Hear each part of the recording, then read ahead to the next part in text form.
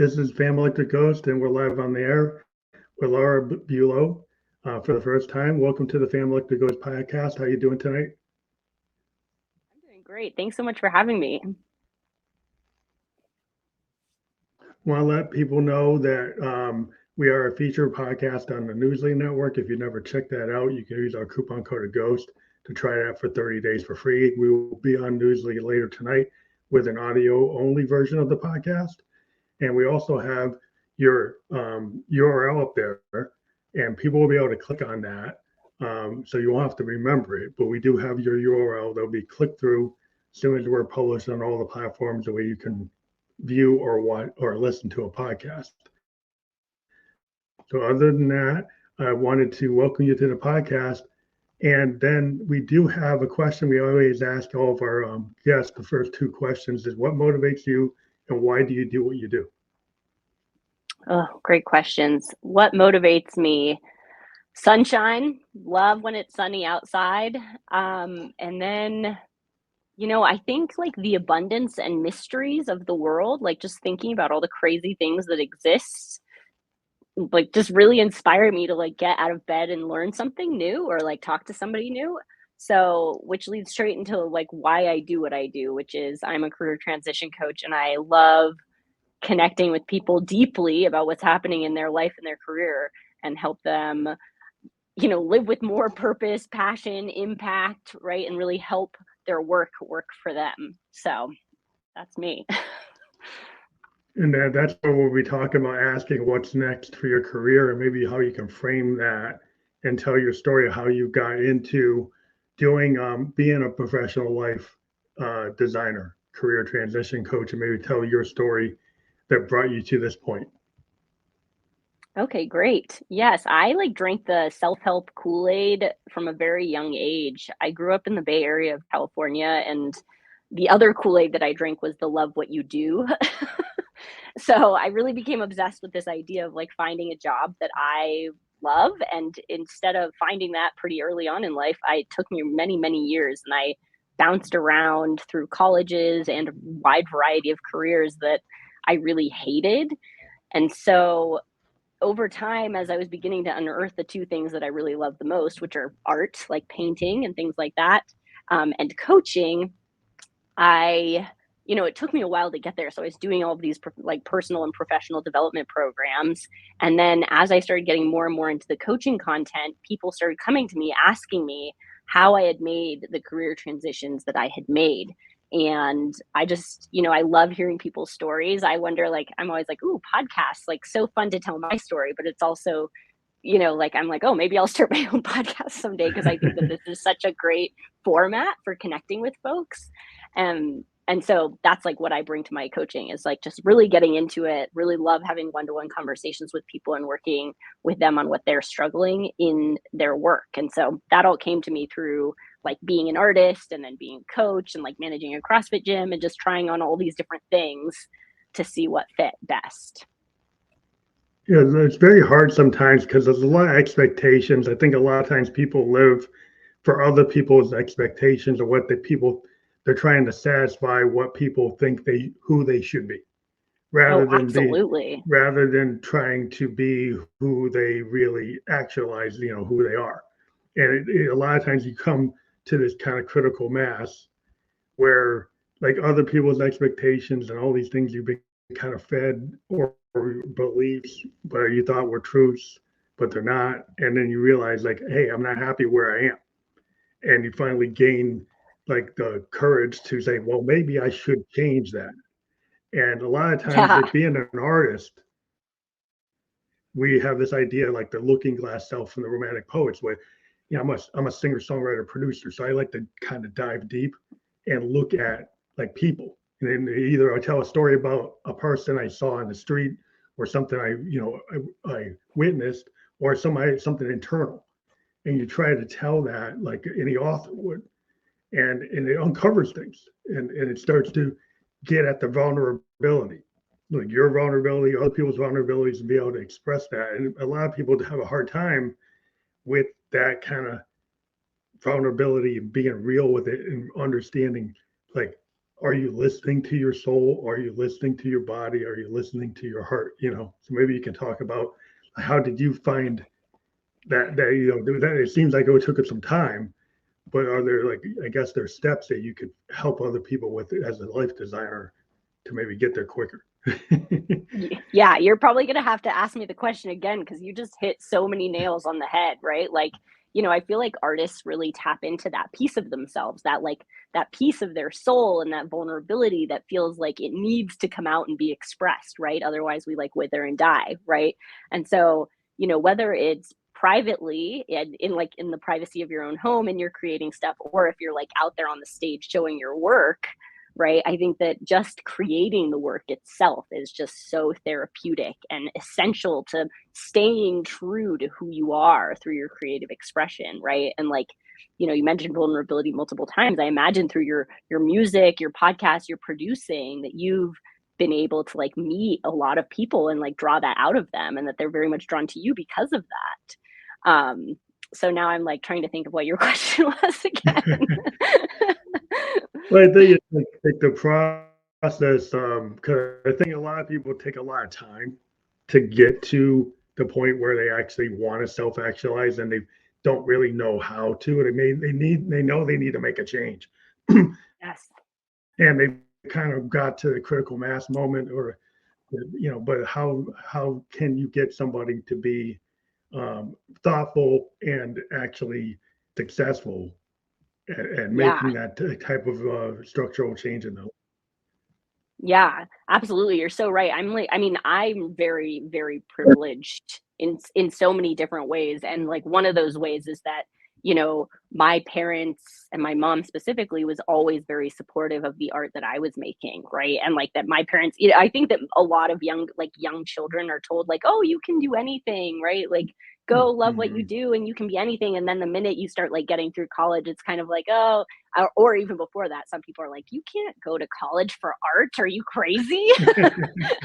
Yeah. but but this idea of like, so some people start hearing those messages as they approach college, but also like just later in life, it's kind of like, well, you have to go out and you have to make money and you have to look good and status and all of these things. And that becomes like more and more deeply ingrained. So like the fun stuff you get to do in kindergarten is like very much like washed away. And I get Mhm. a lot of people coming to me who hate what they do, right? And very much feel like they're using a measuring stick that is not their own, right? And they're following somebody else's script and following somebody else's rules. And I feel very privileged in my life that I've always had people supporting me who said, write your own rules, figure it out. It's all made up Mhm. anyway. And so I would say that the way that I integrate that and help people sort of, to your point, like having these people come to me. And I even had a client call earlier where the woman was saying, she was like, oh my God, Looks I'm like I lost 50. your mic for a second. Oh, shoot. Sorry. Try your mic again. Seems like I Is it lost it. working? Hello? Test. No? Is it not I don't know if we working? lost our connection, but I can't hear you now.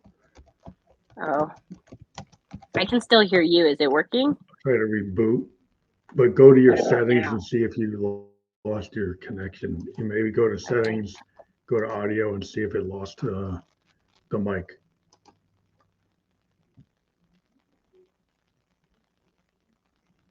Yeah. Oh my God. I think something hit the mute. Sorry. Are you, can you hear me? Yeah, for some reason, I don't know why it lost it. Hmm. Try to see if I can come out. Is it You might working? want to default to a computer mic if you're using like some kind of headphone mic. Sometimes those lose the connection. Yeah. Is it working now? I Still not still see working. mine's working, but it seems like yours got lost. Oh, Let's see hello. Hello. what happened. Can you hear me when I take them out? Yeah, again, if you go to settings, go to audio, go look at your mic and see if that's connected to the mic system that you expect.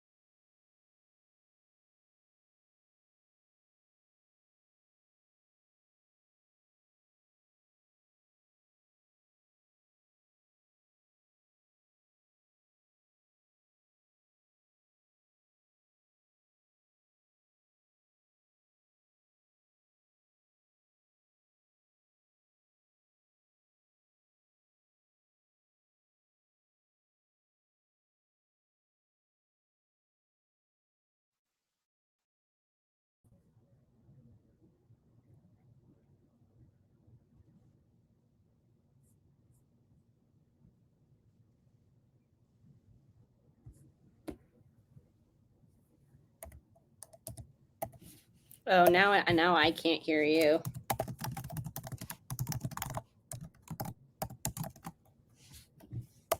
Hmm. Gosh, I clearly am experiencing. Can you hear me?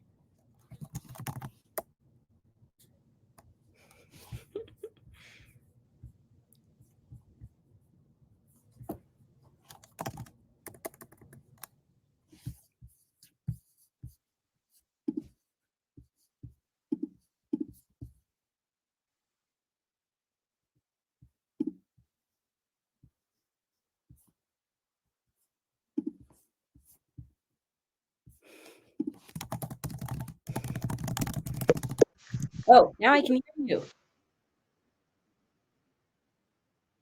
Yeah, so I don't know what happened, but somehow StreamYard lost your audio. I was still Yeah, seeing my audio come through, but your audio totally. I don't know what yeah. happened there. Sorry about that. No, I'm really sorry about that. My computer has been doing some weird things, so yeah, I apologize. Yeah, I I'm was not. just trying to tell you. There's a yeah. We're using the headphone mics. Yeah, Yeah, sometimes those will disconnect in the middle. Like if they lose the connection to StreamYard, then it loses it right in the middle. Like so, we probably should send a note that those headphone mics, if somehow they're not charged, or there's a blue, or they're low on their charge, then they can just die in the middle, and then they totally screw up the setting. You yeah. can't connect.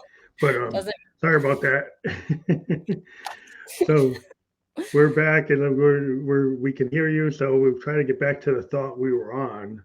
Um, so we were talking about the whole process of being a life designer and how artists I think are connected to their understanding of like vulnerability. And I think a lot of people think that kind of I don't know. I think it's a kind of process that I call a flow state. And artists are kind of known for the flow state, and they can find that. But I find that flow state exercise is not just for artists. I think anybody can kind of get into a flow state, and then if they start to trust themselves, they'll find that they'll actually start going toward the things that they want to do, the Right. things that they want to be. Yeah. Yeah, and my experience too is, especially like as someone who creates art, I always find that people come to me and go, "Oh, you're so creative. Like I could never do anything like that. I'm not creative at all." And so, especially my coaching sessions, I always like to tell people like everyone's creative, right? Like Yeah, mathematicians are creative. Like everybody. every field requires folks to like brainstorm and open up their minds to consider different. My dad is a scientist, so like, you really got to like be open to discovery when Yeah, entering your field. um happy accidents. Happy exactly. accidents. I mean, a lot of people don't realize, like you say, oh, I'm not creative. Like every day you're walking as a human being, you have your own approach to how you handle the inputs and outputs of the world, right? Right. And how you as an individual react to things and how you see things. You design your responses based on like who you are. And Right. so everybody approaches something like how they see something, how they see a film, how they hear a song, how they interpret what people say. It's all like very different through different lenses and Exactly. different filters. And I think as people kind of sell themselves short when they say they're not creative, because every I agree. day you are creative, and you've got to kind of start owning it, or Yeah. not being ashamed of it, or not being scared of it.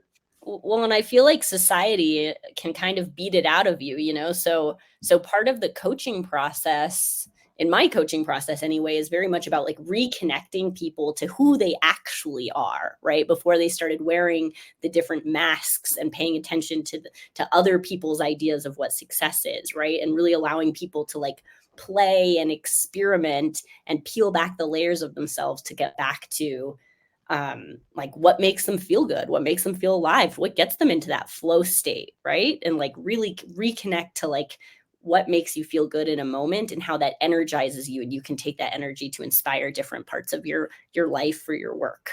So that's a huge part of it. Like you mentioned, self actualization. So no matter what stage of life you're in, I don't think it's ever too late to sort of reimagine and reinvent who you are and how you approach life, right? And like become an artist at 50, 60, right? Like it's Yeah. never too late to incorporate new things into your life and to start experimenting with a different way of living. Yeah, a lot of times, like, people are in the box, and they're kind of like in the cubicle kind of mindset, the industrial era kind of, oh, everybody's got to fit within the bell curve. But then business says, they want you to be in the cubicle, but then they want you to be creative. Well, they're being in the cubicle doesn't necessarily mean, you really drive like creative people. They kind of drive creative people away. Because I don't think inside the box. I love to think outside the box. You think about like Einstein, you mentioned like scientists. When they measured him, he didn't do well on his test. He would fail. But he's the Yeah. most brilliant mathematician, physicist ever.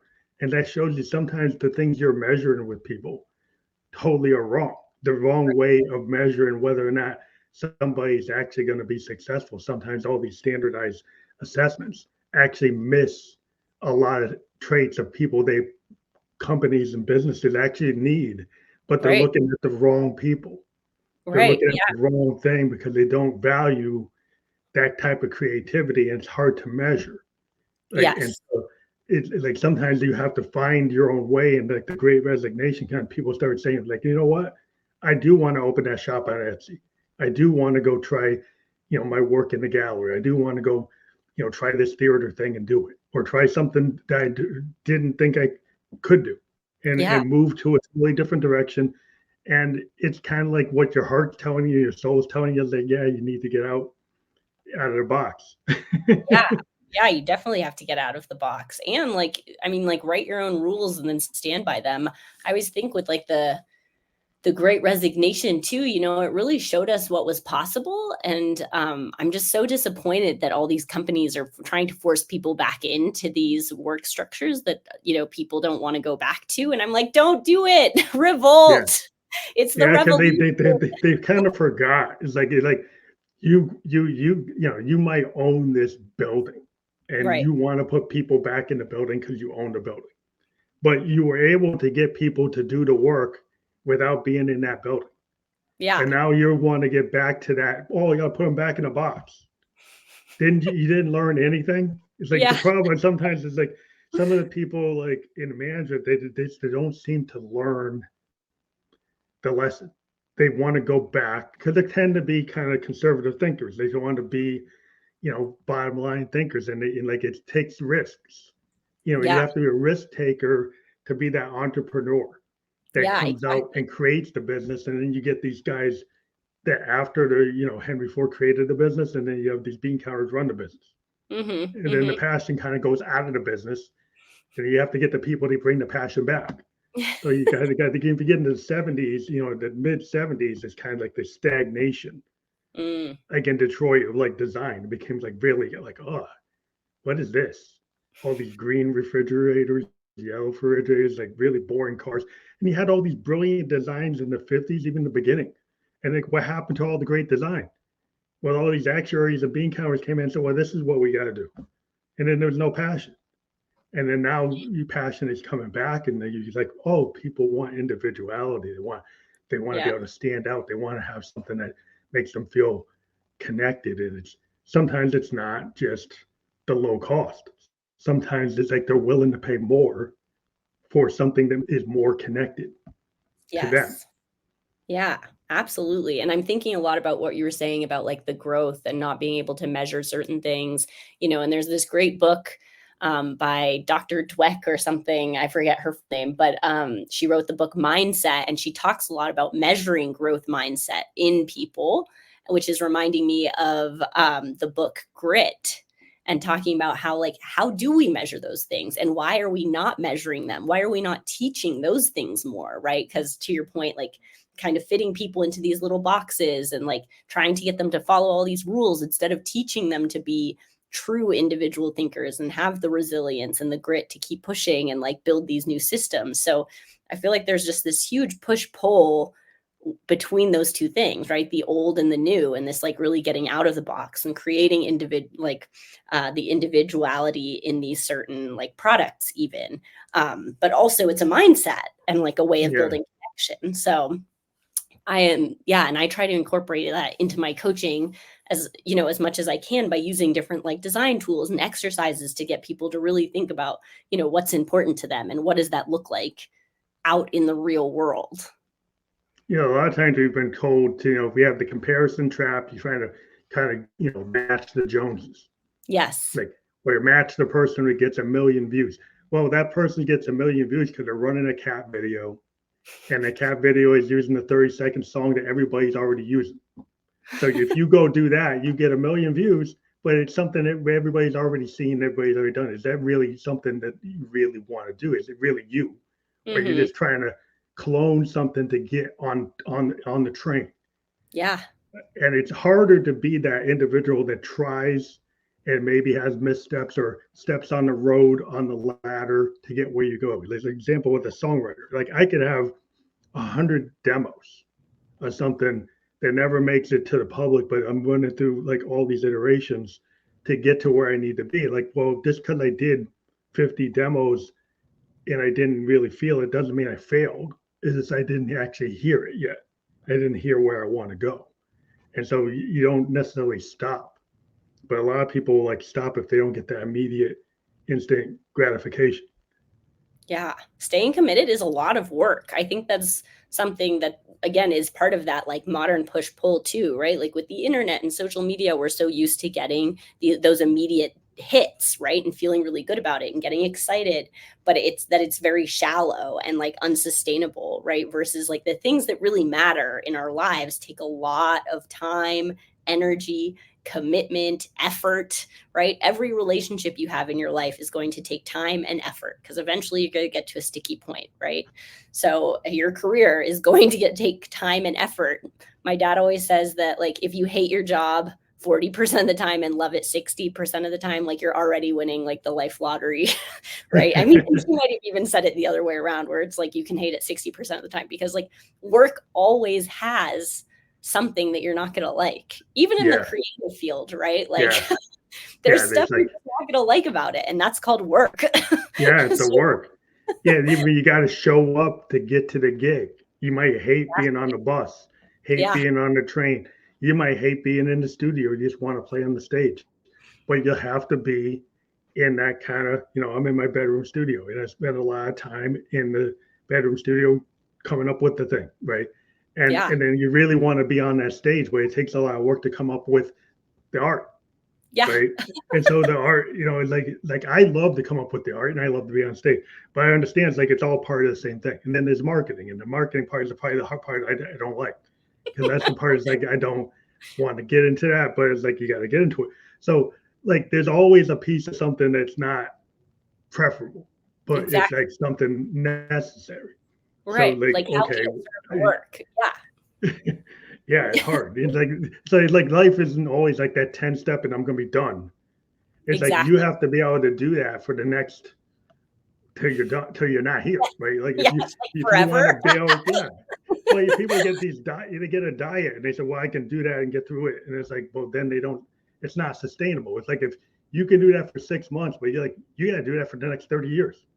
Right. It's like 6 months doesn't represent the 30 years, right? So if you can't do, if 6 months is the max time you can do it, but that's not sustainable. You need to be able to do something that you could actually repeat and be able to handle it for the next 30 years. And a lot of people they don't see it that way. They're like, oh, well, that's why it doesn't work. Yeah, it doesn't work because you can't stay on it. Like if you can't stay with it, then it's not going to work. Yeah. Well, I mean, it's so overwhelming, right? Like that's a huge piece of my work too, is that people get so overwhelmed with how big the whole thing is, right? Whether it's losing a ton of weight, starting a new diet, right? Like switching your career. There's so many steps in between that like one day to forever, right? Is like, how am I going to do that? Right. And it makes a lot of sense to me. I experience it all the time of like, oh my God, I'm just so overwhelmed with the amount of work, the amount of things that I have to do. And this is why I really like Have you read James Clear's book, Atomic Habits? No, I haven't. I think people have told me about it. I probably should read it Oh by my God. now. It's so good. So good. Well, and the part that really gets me is that the entire thing, it's not just habits. Like habits can get really dry really fast. Like, how much is there to know, and like kind of boring. Anyway, my point is what makes the book exciting is that he really creates the link between habits and identity, right? And Mm, that's the overwhelming piece. And the exciting, inspiring piece is like, you're not just doing a diet, right? You're not just transitioning in your career. You are building a new identity, right? You are mhm. becoming the person who goes on a walk every day. You're becoming the person who has a healthy breakfast, right? You're becoming the vegetarian, whatever. Or like you're becoming the person who now is like willing to do like an industry switch. And that's the piece that's both really inspiring and very big and scary. And so like, what are the little steps along the way that make it feel more sustainable, more approachable? Yeah, I think the fear is the factor. Like a lot of times, people will stay in something that's uncomfortable, but it's known. Yes. So they're like in their known uncomfort zone, right? And that is something it's repeatable. They kind of know what's going to happen, but like going and changing to that new industry, going and doing something that's really heartfelt, but that's a risk. Yeah. So, but some people is like, well, I gotta be like, oh, I gotta go all or nothing. I could be like starving artist. You don't have to do it that way. You can do it in little steps. So then it becomes sustainable. It's kind of like this podcast. It's not my day job. The day job is a software designer, but I found a way to fit this in with my art so I don't end up being a starving artist. And I know a lot of artists were like, "Oh, I got to do it all or nothing." I said, "Well, then what happens? Like, well, then you end up into nothing. Like, you end up in the nothing zone, and then you're complaining. It's like, well, you have to be a little bit more like, not that you have to plan because people don't like to plan, but you do have to plan. Well, it's Yeah, strategic, right? You yeah, got to you have build to think a it out. certain level. Yeah, you have to have some things kind of like you got to be able to like have a place to live, place to Yeah. eat, place to sleep. Yes, you So do. it's like so you have to at least plan that much out and then figure out from there like where you fit these other things in that you're passionate about. Well, and that's another big piece of my work too, which is I found this book that I really love. It's called The Good Enough Job by Simone Stoltzoff, and he was like working as a journalist and then kind of like eventually quit his career and wrote this book, The Good Enough Job. And the piece that I love about it is, like in our current frame of mind and like our society is like love what you do and like work should be everything and work like has consumed our entire identity, and if you don't work 60-hour weeks, like what are you even doing with your life, right? And like we just have a very obsessive work culture in the US. And so Mm-hmm.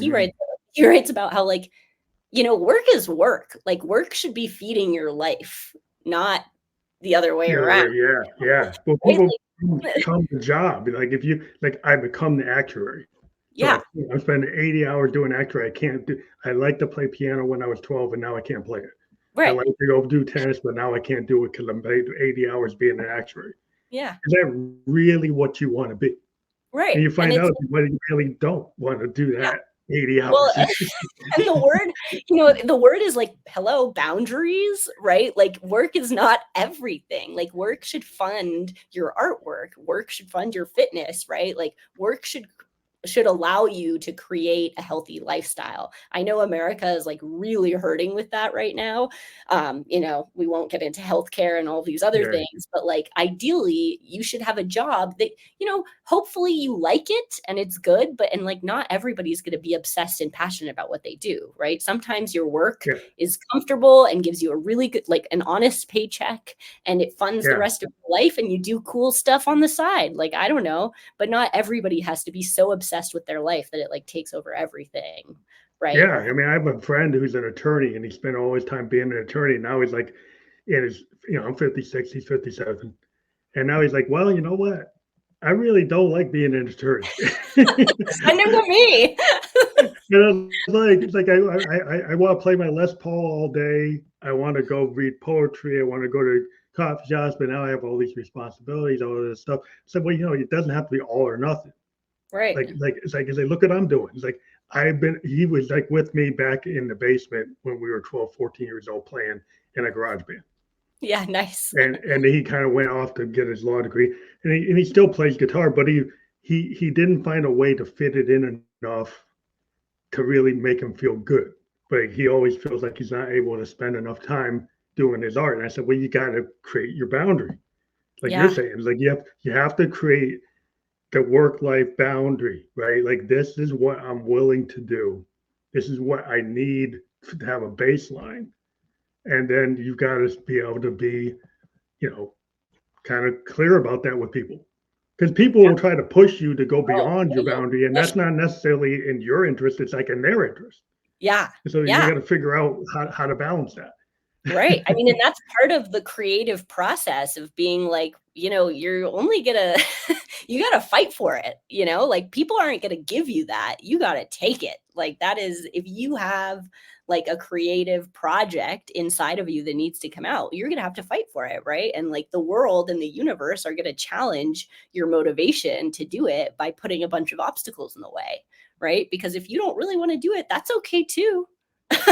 Go do something else time, right? Like, so I think, and that's a big piece of like the coaching as well, is like finding out what is it that you need, right? Like, what does your friend need? How much time in a week does he need to play guitar, right? Like, or maybe he needs to like line up a show to feel like that rush, right? Of being like, oh, I'm doing this. And like, but it's different for each person. And sometimes it takes like a sounding board and somebody to like move through that creative process with, to figure out, where are the boundaries and how do I hold them? And like, what is it that I truly need to feel more satisfied on a daily basis?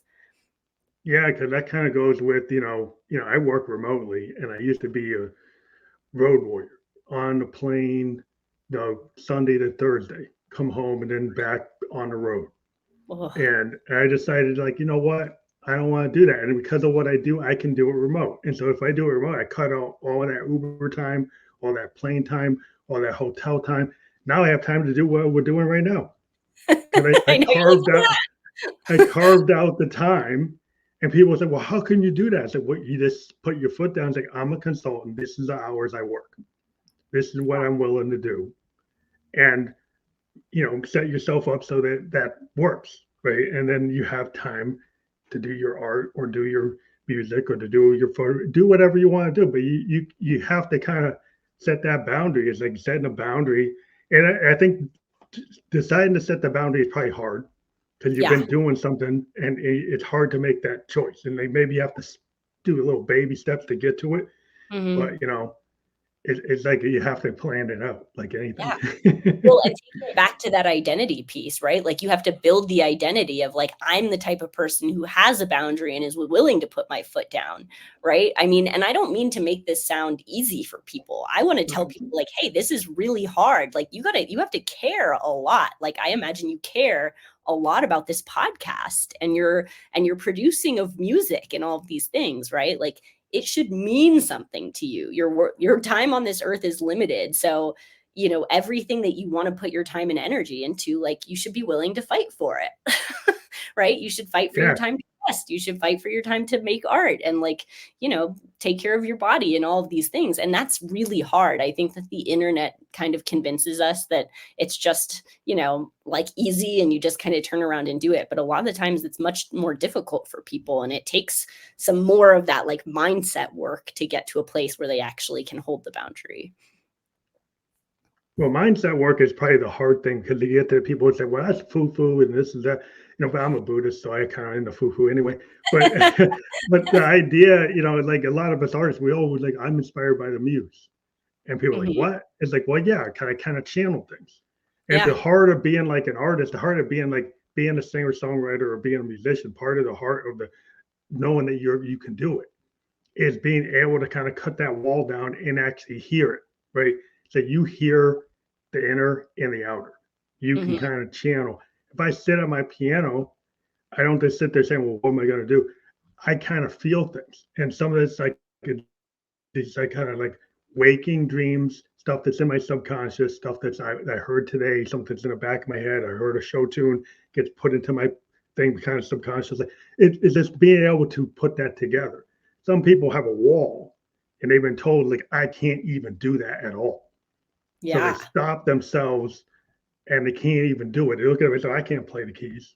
I can't play the guitar. I can't paint. I can't be a photographer. I can't be an actor.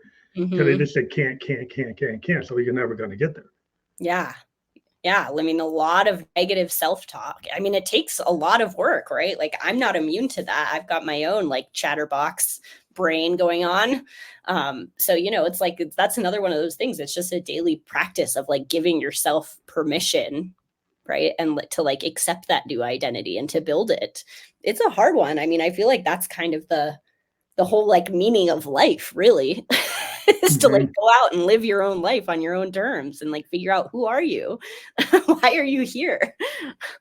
But it seems like there's a lot of shame and guilt that people are kind of put on. Because like if you're a kid and you're in that dream kind of state, you're like 5, 7 years old. Yeah, I can be president. Yeah, I could be like Hendrix. I could be. Then people start saying, like, no, you're not. You get 14, 17, 18. It's like, well, no, you're not really going to do that. What you need to do now. And so what happens is like you lose that kind of childlike curiosity. Yes. Because it kind of gets knocked out of you. Because people start disappointing you, or you get disappointed, you don't get to actualize because people tell you shouldn't. And it's like it's shameful to want to be an artist because that's selfish. You need to be more responsible. That you're being a kid, you're being childlike. A lot of the people I hang around with, we're in their 50s, and people say, "You guys seem kind of immature or childlike." Like, well, that's kind of nature of being an artist. That we're a little bit immature. We kind of stay that way. Because to be able to think that we have the right to do that, we have to have some gumption. And Right. some people might get put up like, oh, that's there's like you're arrogant. It's like, well, you have to have something to believe that you can actually be on stage, that believe that you can present that. And I don't think it's arrogance. I think it's like I know what I want to do. And Right. I'm not scared of showing you. And you might think that's arrogant to show you because they think I should just keep it to myself. Well, that's your thing. You think I should keep it to myself. It's like, well, that's your kind of hang up. It's not mine. Well, and also like, I think a lot of artists, myself included, like are afraid to show their work. And the difference is, right, like that gives you the opportunity to be brave, right? To be like, yeah, I'm scared, but I'm going to do it anyway, right? Like, oh, I don't know, like I'm nervous about getting on the stage, but I'm going to do it because I have to, right? Like that's why stage fright. Like everybody gets the stage fright, but they get beyond it. The thing is, the artist that shows up on the stage, they found a way to get past it. They still get it. I know guys that get it every night. Even though they do it, they still got it. They found a way to get through it, but they still get it. Yeah. And that's why Brene Brown always talks about like the people who are in the arena, right? The people who are scared, but they go out and do the work because that's what they're being called to do, right? They get on the podcast, they get on the stage, they show people their work, right? They produce art and share it with people because that's what they have to do. I mean, and I'm like a deep believer of that. Like, that's what humans are here to do, is they're here to create weird stuff and show it to other people. Yeah, well, that's how we make progress. Because if everybody just said, well, the wheel was invented, let's keep on just doing that. Right. Well, you're like, well, you need to think, somebody had to come up with something else. Right. There's like, oh, the axle, the car, the motors. It's like the people didn't just take it; they took it and they said, "Well, maybe what could we do with that?" It's like it's not just enough just to have it. But some people feel like I can't even presume to go into that arena of the creator that's meant for other type of people, and they put them on these pedestals and they act like you can never even reach it. And there's all kinds of degrees of where you could be in that.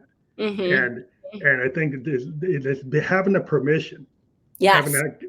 Giving yourself the permission, because sometimes people say, well, the other people aren't letting me do it. It's like, well, most of the time it's you that aren't letting you do it.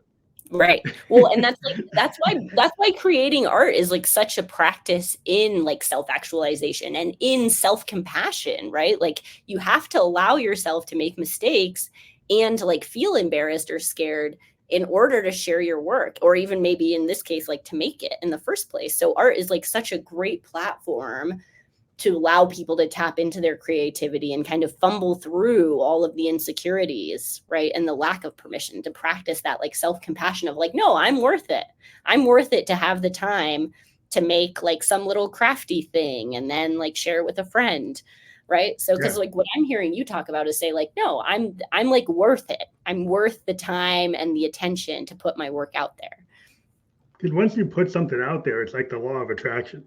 And Mm, so you could end up like losing friends because they say, well, I didn't think that, I didn't know that about you. But then you gain other people. So it's every time you put something out there that's kind of yourself, you do run the risk of that vulnerability, somebody not reading that right? So somebody thought they knew you, right? mm-hmm, Then you put this thing out and you're like, "Ooh, that's a bridge too far for me." So then you might lose them, but then you gain these other people. Some mm-hmm, people are scared of losing or getting the hate response or the bad response, or I don't get it. But when you put it into the world, then you find other people who have like minds, and it starts to happen. That's what happened with a lot of what I'm doing is just showing up has created opportunities, and yeah, exactly. being consistent. Then people know that, oh, this is what he does, Mm-hmm, and then mm-hmm, people come to you and they say, oh, I want you to produce this because I know this is your style, and you get opportunities. You might not be the biggest person in the world, but people see what you do and they say, well, I kind of like what you do. I want you to help me with this. yeah, And then that's what breeds like, oh, wow, I can actually do this. There are other people that get it, but no mm-hmm, one's ever going to know that if you don't put it out there. yeah. Exactly. I mean, you're making me feel both like very hopeful and scared at the same time because I'm like publishing my first book. And there's definitely part of me that, because it's very different for me personally than painting, right? Like when I paint, I'm like, oh, okay, great. Like I'm very excited to show my work. Whereas like with writing, it's a very, it's a totally different medium. and Yeah. and it feels much more like intellectual property to be judged on than than just like making. Yeah. There's a whole different group of people that measure. Yeah, it's Yes. like everything, and like every canon has these measurements. Yeah. And you go into the writing camp, you go like, got Shakespeare, you have this, you have these people. And it's like, if I dare go in this arena, people are going to go slap you down, put the red marks all over it and say, what are you doing? Like, why are Exactly. you here? But everybody's got to start, and there's a lot of innovators like in music. When Hendrix did what he did, people don't know. It's like he used to play with like Little Richard. He used to play with the Isley Brothers. He used to be on what they call the Chitlin circuit in the early 60s, 65, 64. He was playing with all these big soul acts, and he would kind of sneak some of his Hendrixian sound, and it was really weird. And people would say, "Well, you can't put that on my Little Richard record. Yeah. That doesn't sound right on a Little Richard record." And he kind of tried to sneak it in, and he get fired. But he was trying to get it on record so people could hear it, and then start to pick them. And his strategy eventually worked because somebody in England, the Animals, heard that, and they said, "That's amazing." So he'd bring him to England, and then he got big. Hmm. Suddenly, in '66, he got brought in by somebody from the Animals, like a guy named Chad Chandler, the member of the band The Animals, heard what he was doing and said, wow, I never heard that before. But because he had the guts to kind of put that out, even when people told him not to, Yeah. he still did. And eventually somebody heard it and said, that's really unique. I think more people need to hear that. Mm-hmm. And Mm-hmm. that's kind of, it's like, so sometimes you're not in '66, nobody, they thought, like, what is this? Little Right. Richard said it wasn't even good. A lot of Yeah. people, like, if a guy like Little Richard tells you you're not good, you might stop, but I probably would. he didn't stop. Yeah. I mean, that's the resilience piece, right? Like the like how many times are you going to get up again? Because you really have to be willing to hear a lot of no's. Yeah, a guy like that is a big mentor to a lot of people. And if he kind of cuts you down, you're like, oh man, what am I doing? Am I even in the right place? But sometimes you just gotta have that kind of spirit. It's like, I know that this sound is something that should be heard. Yeah. And you might be the only one that's your own advocate for at the beginning. Right. And then Well, eventually, like if you feel it, that other people will start to feel it. yeah, and like that whole idea of like making for making's sake, right? Like art for art's sake. Like, just being like, I want to make art. This is the kind of art that I'm making, right? Jimi Hendrix, like that's his sound. And that's how he knows how to make art. And that feels like a unique expression to him. So it's like, what else are you going to do? Like you have to, when you're called to make something, you got to get up and be like, okay, well, I'm making this and it feels good to make it. So Yeah, they're calling. Yeah, I mean, it's hard because there's so many people are like into this, today with all the computers. It's like, oh, if the computer tells me that I don't have enough likes, then I'm not making it. Like I don't got, I got 5 likes. This other guy got a million views, a million likes. So I must be like nothing. But I've heard stories in the music industry where somebody put something out, there's only 100 views, but a big producer heard it. They said, wow, that's amazing. And then they contacted that person and they actually got big. yeah, So wow. the number of views, the number of likes isn't representative of like the real truth. The real truth is like you should believe in yourself. If you believe in yourself, that's a lot of the work. Yeah, Because if you keep on showing up, then you're going to get better. Like right. every day you get better. Every day you present, and then eventually you'll be on a stage somewhere doing whatever you want to do. Yeah. And I mean, like, and some people don't even have the goal of getting on the stage. And I think that that kind of speaks to, like this idea of like, well, what if Hendrix never got famous? Like there's so many painters in like the history of art Yeah, that like, they never made it anywhere. They were starving artists, right? They were like yeah. sad, depressed, People find starving them later. artists. And then now their works are going for millions, right? It's just like, Well, like William Blake, the famous poet, he was not known in his time. The William Blake Tiger, Fearful Night Cemetery, one of the greatest Victorian poets, was not known in the Victorian age. He was known after.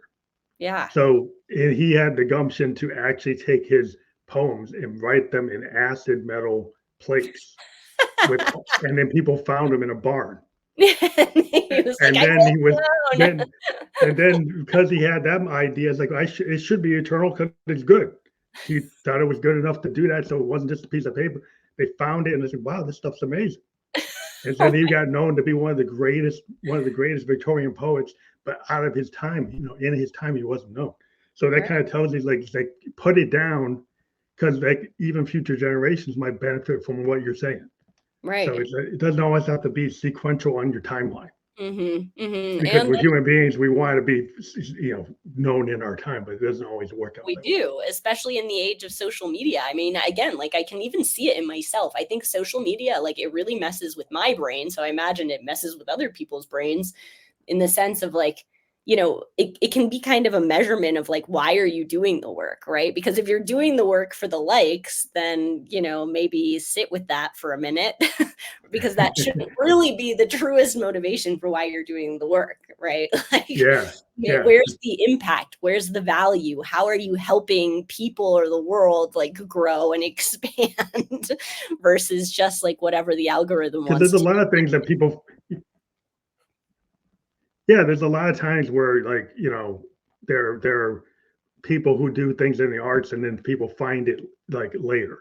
Like big examples like Lou Reed in the Velvet Underground.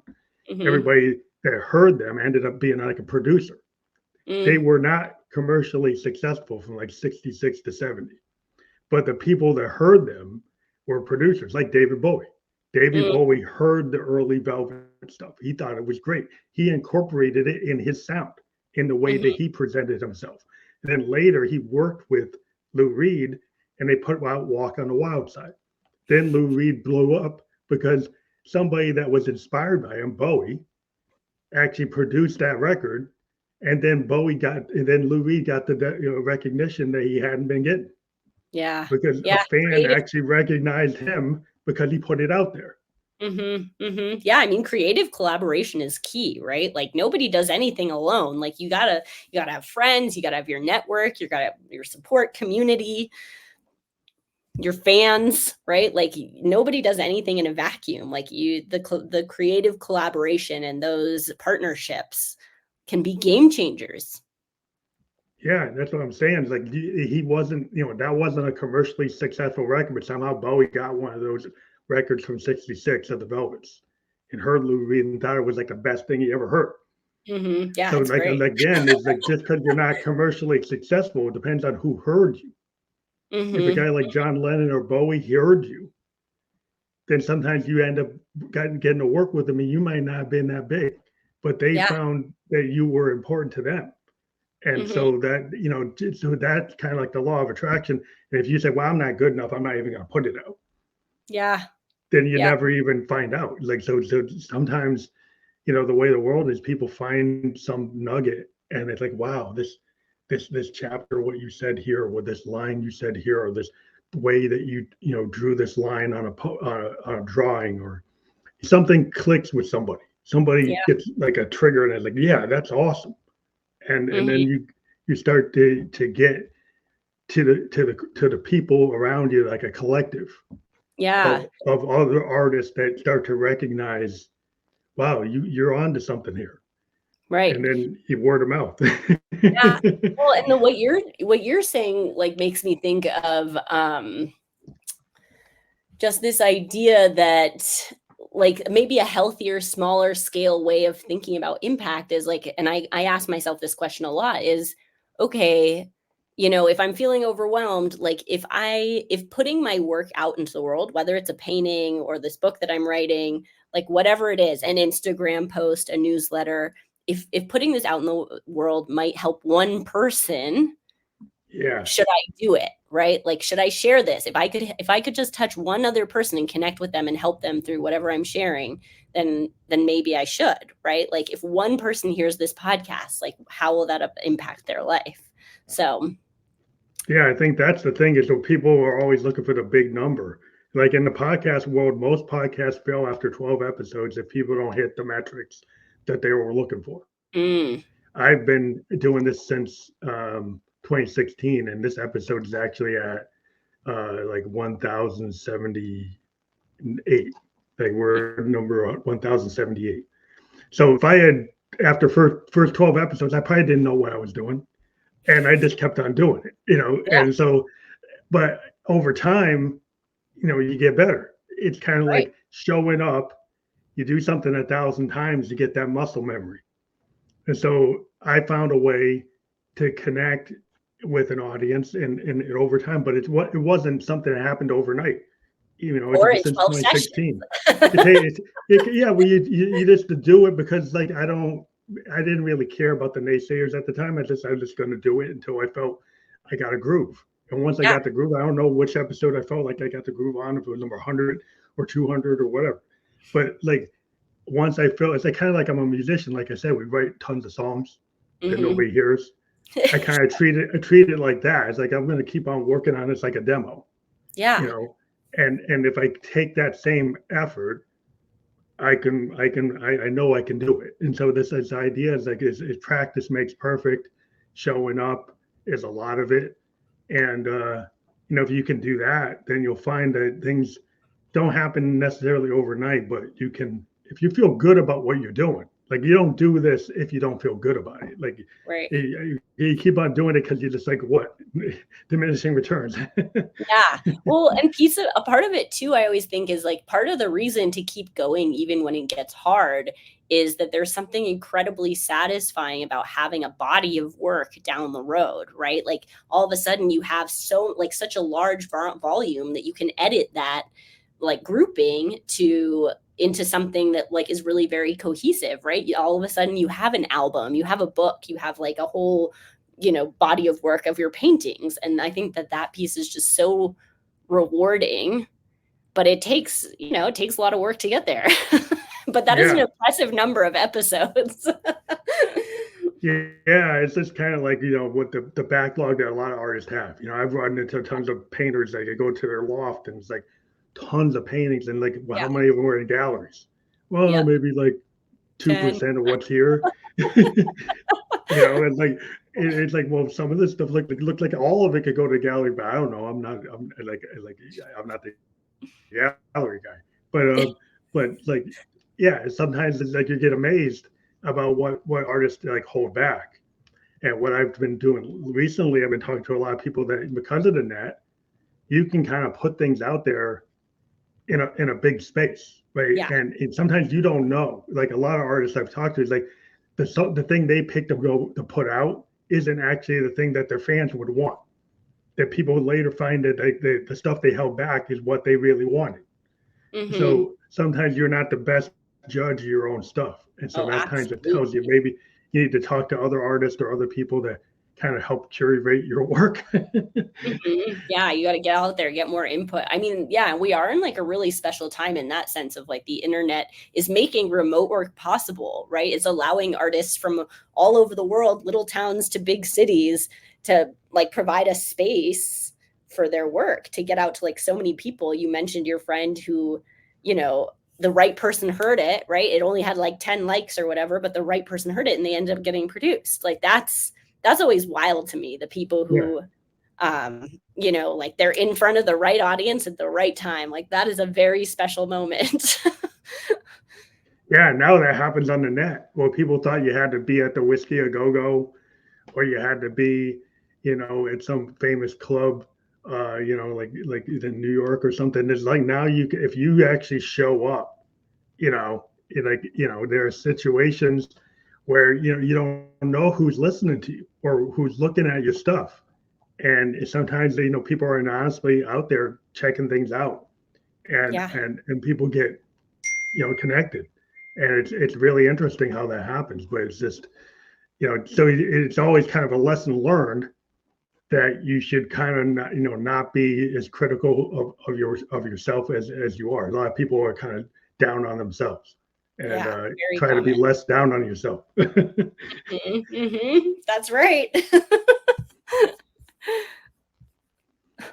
Yeah, I totally agree. I work on that like with a lot of people because so many people are really, really hard on themselves. It's a hard pattern to break, right? And that gets back into that like identity cycle of habits and how you're talking to yourself. So it's a tough one. So what I like to do, as I know we're getting close to the hour, but a lot of times I like to ask people some core questions about like over time. But are there 3 key lessons that the audience can take away from what you're doing with your work that you've maybe could kind of distill to like 3 key lessons learned?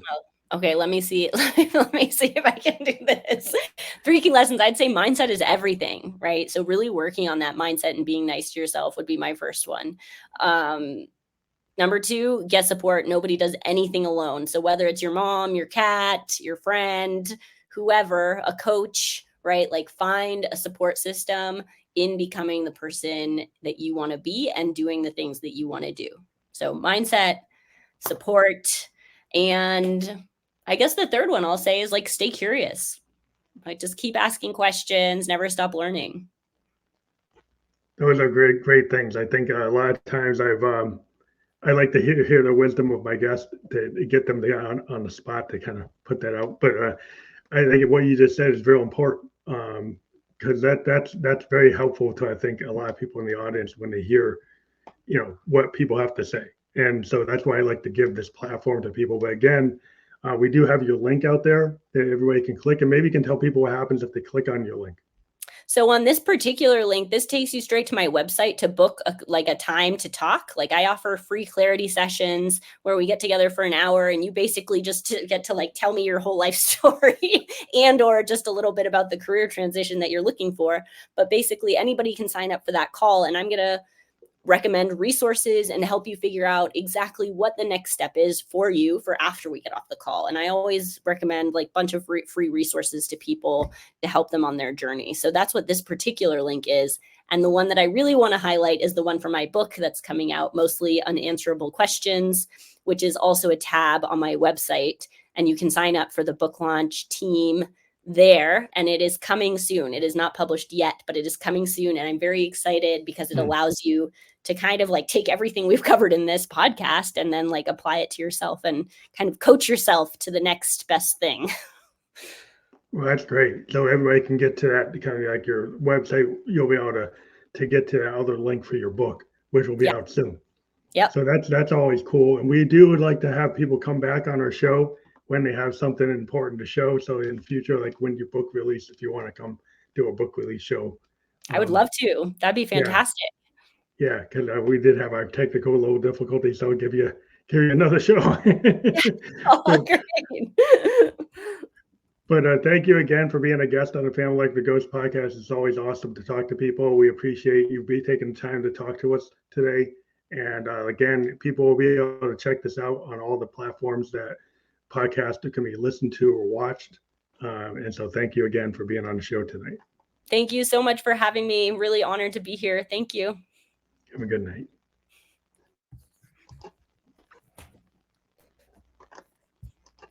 Should I